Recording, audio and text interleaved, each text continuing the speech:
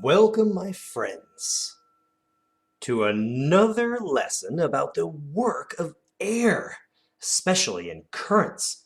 We talked a lot about the work of air moving around the land and the water. It has a lot of cool things it can do. Uh, it can blow and carry moisture and help to create weather and rain, give lift to clouds, and also it can make the surface of water move. And not just in a puddle, but all over the ocean. And we've seen a bit of that.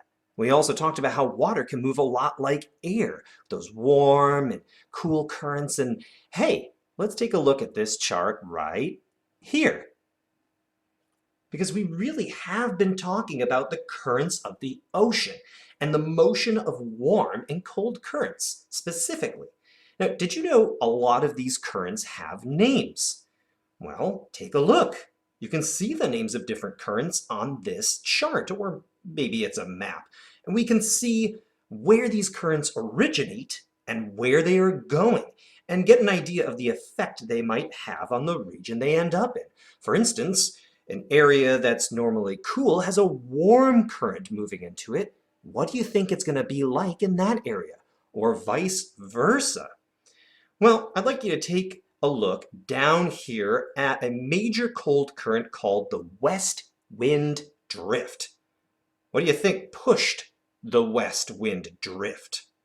Do you remember those constant and variable winds? I bet you do. Those variable winds actually carry this current from the west. By South America, some of it deviates, if you notice, and it becomes the Humboldt current. And since this current is cool, that region of South America there is probably much more comfortable than it normally would be. It starts to warm up, and now its name is the South Equatorial Current. And that meets up with the North Equatorial Current and becomes the Equatorial Countercurrent. How fascinating. Well, go ahead and take a look at this chart here, or go ahead and print out a copy of your own and follow those currents around. Explore the different effects that they might have on the regions they flow to. Ooh, maybe even connect some of those currents to your previous knowledge and experience. You could write a story about the motion of something traveling all around the world through those currents. Or maybe you'd like to talk about a place where one of these currents goes to. Or maybe just look up the name of one of these currents and find out the history about it.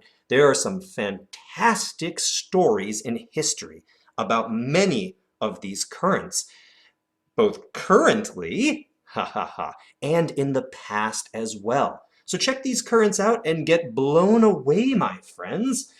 No matter what you find, it will probably bring you somewhere else. See you again soon.